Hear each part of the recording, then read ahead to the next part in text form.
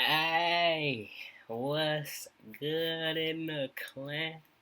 It's your boy K here, and I hope the clan is very prosperous this fine morning.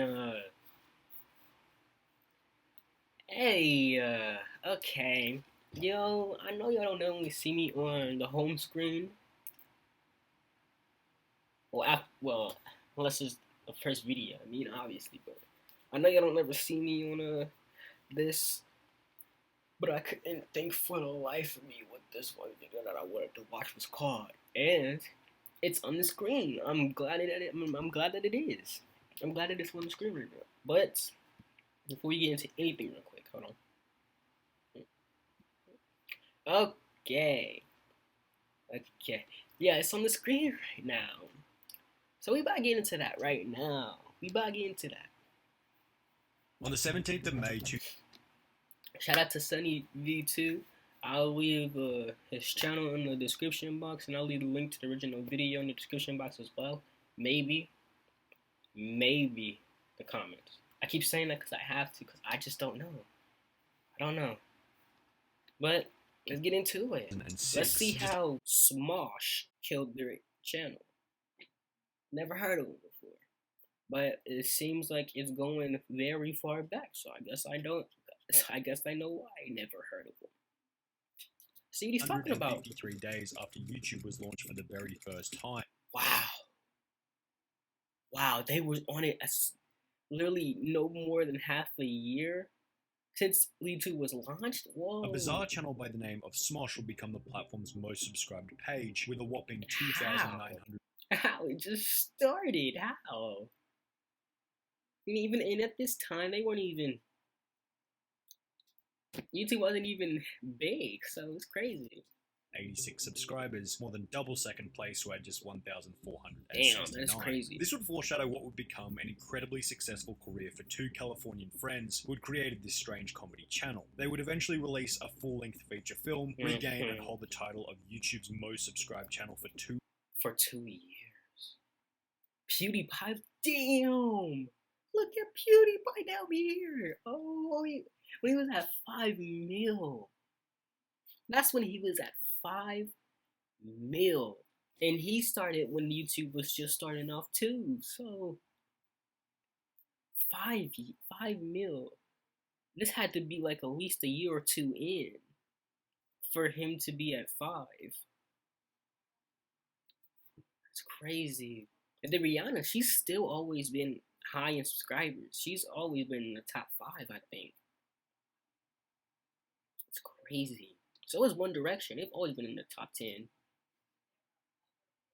Damn, I just wonder how long ago this part was. Shit. 115 days in 2013, and by 2014, SMOSH was safely and consistently gaining approximately 100 million views per month, which would last for a period of over 5 years. Damn. However, we say 5 years specifically because in early to mid 2019, something started to go wrong on each and every SMOSH channel. Their unshakable viewership fortress began to crumble. Their reliable 100 million monthly views became 75 million, then 50 million, then recently just 15 million. On SMOSH, again, that is still so many views. I don't care what nobody says.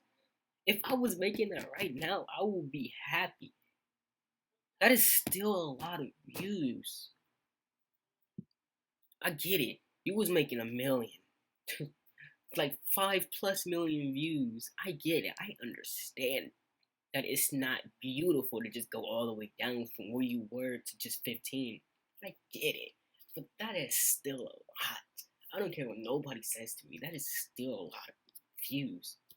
SMOSH games and even their Spanish dubbed SMOSH channel, it's the same story. 41 million has become 13 million, 18 million has become 7 million, 11 million has become less than 2 million, the decline of each all beginning at the exact same point in time, mid-2019. When SMOSH uploaded their first video over 16 years ago, they could have never predicted their insane level. Facts. I agree though. Just 16 years and they were making that, that's a lot. I mean, success. However, people were just gonna grow up in time, so... unable to turn their current viewership decline around, it will make for somewhat of a depressing end to a channel that's been YouTube's most subscribed on 3 separate occasions. The first time we already mentioned, it was mid-2006, and the title was claimed with literally less than 3,000 subscribers. It came about after 2 high school friends by the name of Ian and Anthony began uploading bizarre lip-syncing videos to the platform, the first of which being uploaded on the 19th of November 2005, 26 days before the website was even officially launched and was rather still in beta testing mode. In their very first video, the watermark in the bottom left-hand corner showed that the goal of the videos was to promote their website, SMOSH.com, which had been running since 2002. It started as a website that I'd made for me and my friends to hang out and talk to each other after school. SMOSH became a YouTube channel where Ian and I made videos together just because we liked to make each other laugh. Although the goal was to simply make each other laugh, they quickly realized that these videos also made their audience laugh. And with comedy in mind, the videos would shift to well thought out sketches, creating satire out of relatable life situations, such as how not to make a first impression. After losing the position of YouTube's most subscribed channel in 2006, through these new sketch comedy videos, they would regain the title in... That's crazy. Fuck that shit.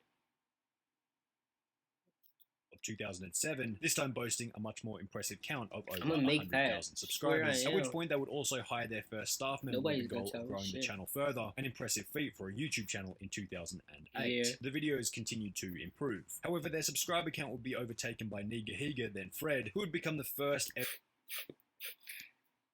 I forgot about Fred. I forgot about that fucking person. It's crazy that this nigga is actually a real person. Like Fred, the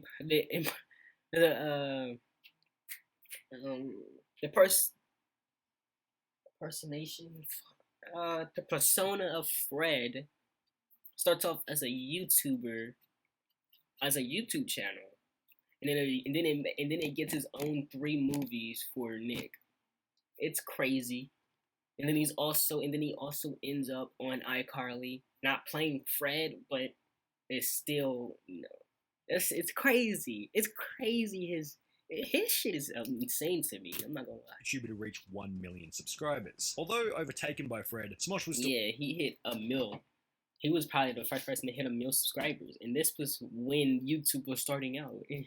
Eventually coming in closely behind as the 3rd channel ever to reach 1 million subs. Hey guys, we just want to make a short little video to thank everyone who subscribed to us. 1 million subscribers is a huge milestone. SMOSH were without a doubt on the cutting edge of YouTube in the early 2010s. Their thumbnails, titles, ability to retain an audience through plots where you wouldn't get the joke unless you watched the entire video. At the time, there were simply very few other creators who had the same level of knowledge and skill. Subsequently, after losing the title of YouTube's most subscribed channel to Fred, they'd begin to battle for it once again. They'd re-overtake Fred in early 2011. That's fucking insane. That's crazy. Then his other channel also. Then PewDiePie drops out of... Oh, Machina. That's crazy. Oh, wow. Rihanna's gone. That's crazy. And Justin... Oh, Rihanna's still here. But not there in the same time. This is when they was going crazy with their songs. This is when they were going fucking nuts with their songs. Justin Bieber was... just starting out. He made Baby and shit. Lady Gaga, you know her. Him, he was making Love the Way You Lie, Not Afraid and shit. She was making Under My Umbrella and shit. Like, that's crazy. The Real Annoying Orange. What?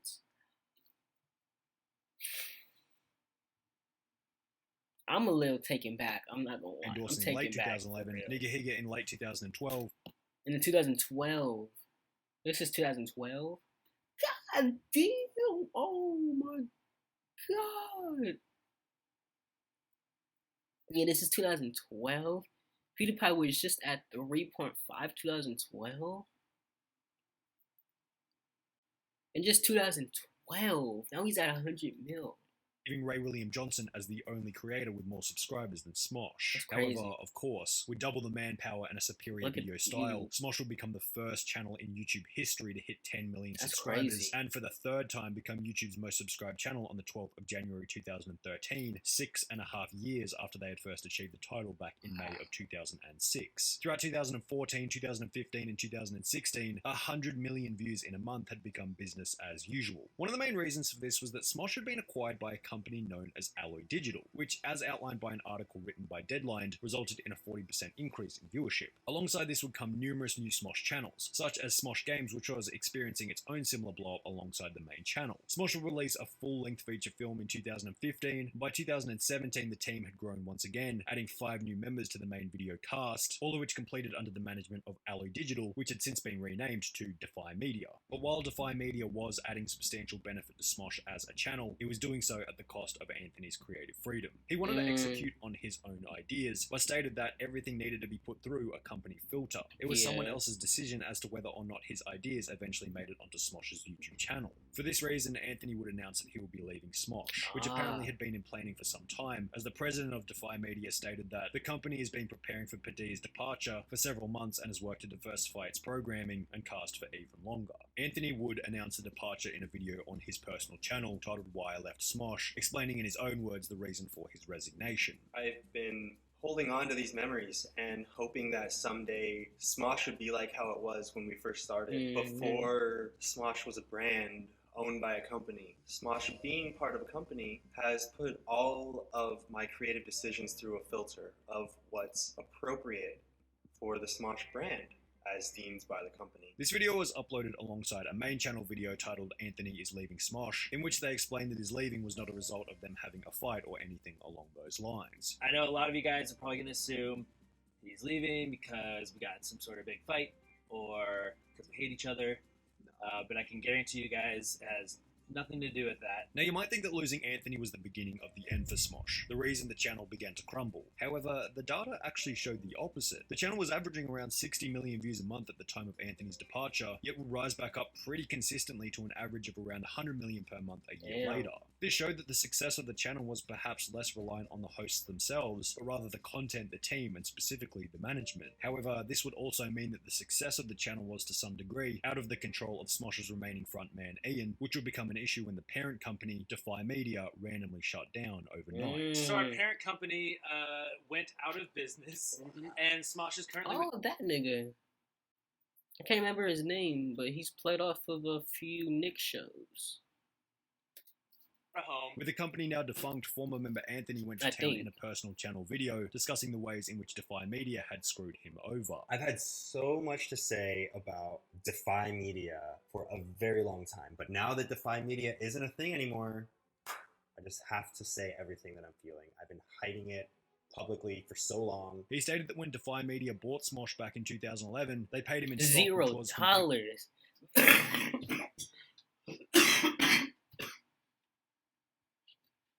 I'm not gonna lie, that was kind of dumb, especially considering how big y'all got. I don't know why you sold it for that, but I guess you have your reasons, so I'm not gonna say anything anymore. Useless unless the company went public, which it never did. So I sold it for $0. Selling for stock means that it's completely valueless unless that company goes public, which it never did. Additionally, after selling SMOSH to Defy Media, Anthony was simply a salaried employee, stating that he never saw any of the big money that SMOSH had been pulling in. We were given salaries at this company. And it's funny because that was partly half his channel. SMOSH was partly half his channel. It's crazy he wasn't getting as much revenue as he should have been. With that. And it's half his channel. That company was drawing in millions of dollars every year, and I was seeing a fraction of that. I have no idea where all that money went that the company was making. In the first episode of the SMOSHcast show, Shane and Ian mentioned that Defy Media was clearly in strife leading up to the shutdown. Every couple months, there'd be just massive layoffs, and like 30 people would lose their job, and we'd all be like, oh my god, this sucks. Our budget kept getting cut and cut until we were like, were shooting sketches with nothing. 2 months after Defy Media had become defunct, the channel would have one of their best months ever with 139 million views received from content that had been lined up and filmed while everything at Defy was still going well. We got videos that we have already shot on SMOSH. We have videos we've already shot on SMOSH Pit. A lot of those. And we have videos that we've already shot on SMOSH Game. However, this level of viewership would become the channel's high watermark, as after this stellar 139 million view month in January 2019, the channel's viewership began to decline quite consistently. There are some pretty obvious substantial public changes over the last 2 years, which hint at the reason behind why things have begun to go south after 13 years of seemingly unstoppable growth. In February 20... Loving the place. Thanks. Nice, right? But what's with all the creepy characters? Oh, that. It's just mask.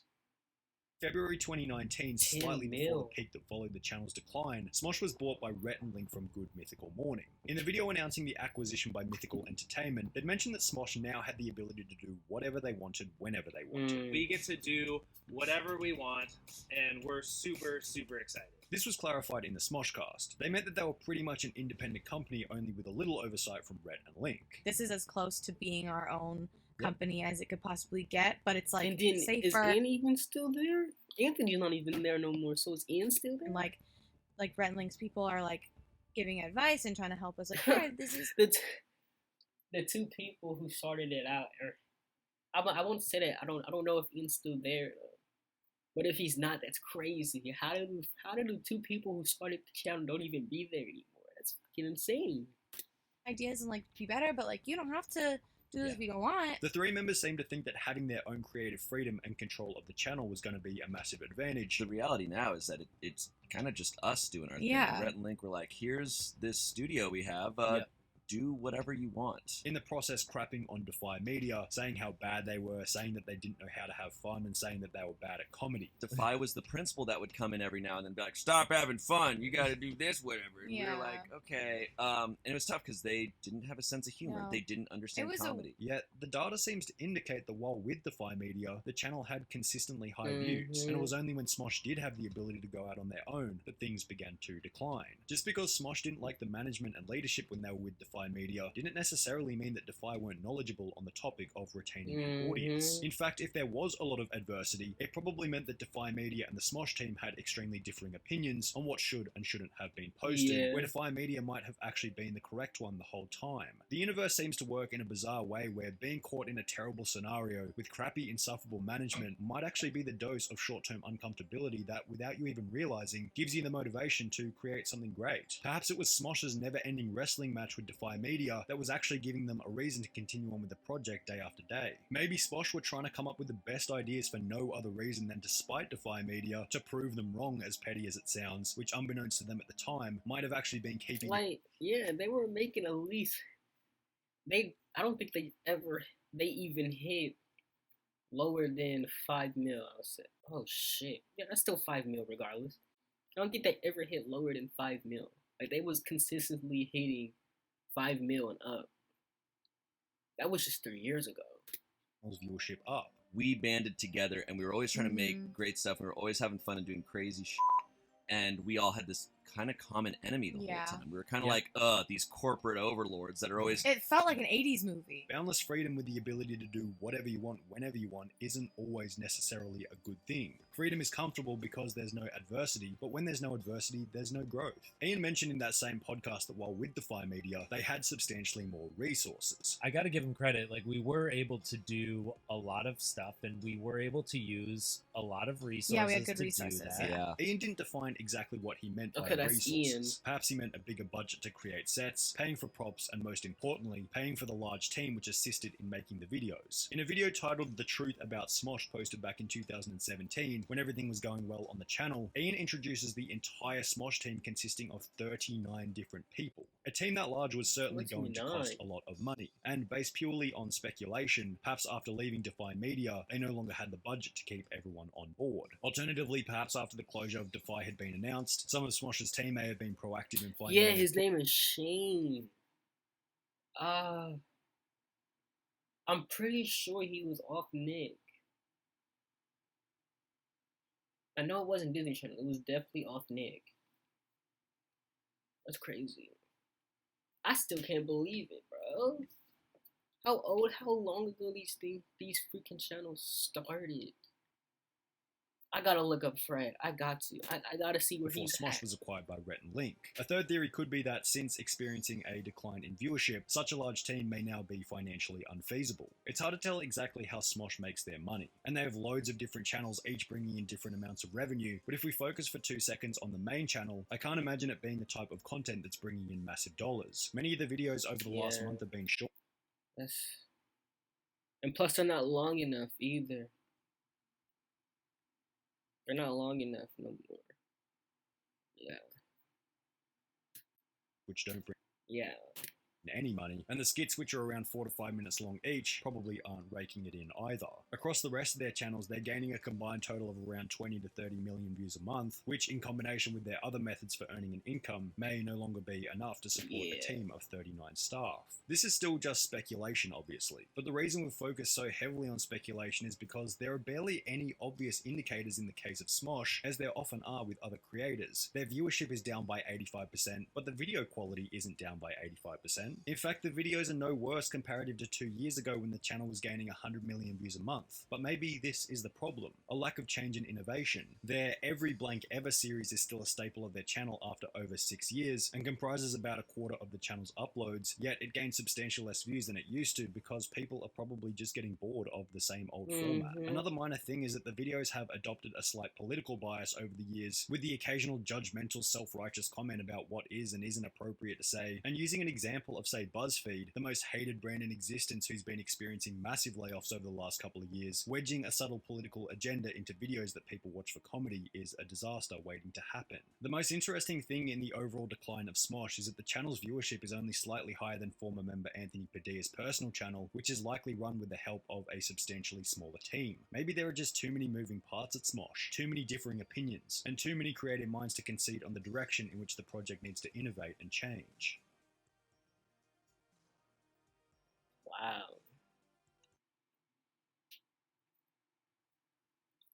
Oh wow, I didn't know that. That's crazy.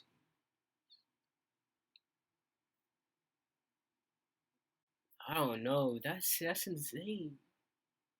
I always love looking back at old shit like that because it's when you see old channels and when this shit started all the way back then, everything looks different, bro. Everything is crazy.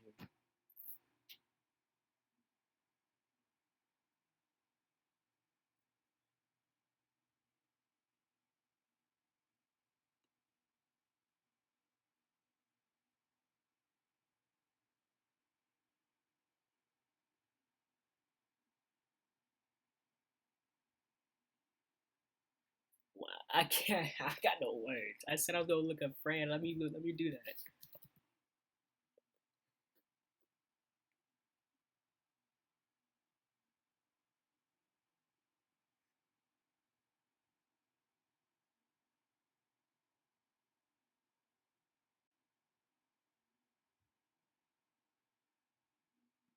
Wow. That's not the channel though. That can't be the channel. There's no way he only has that many views. I mean, that has that many videos. It is. Wow.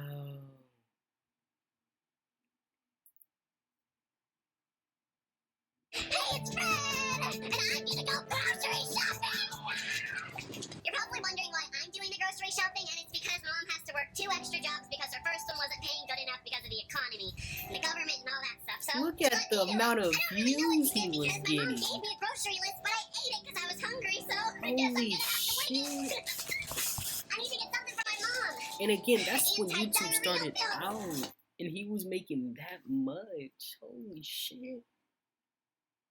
Obviously, it's not the same anymore. He's not making these type of things. So, shit, the whole Fred persona's done. Look, this is him now. He's no longer doing that.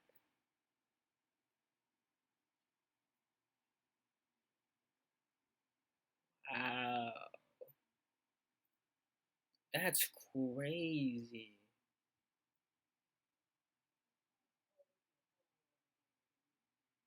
And he managed to get 3 movies on Nick.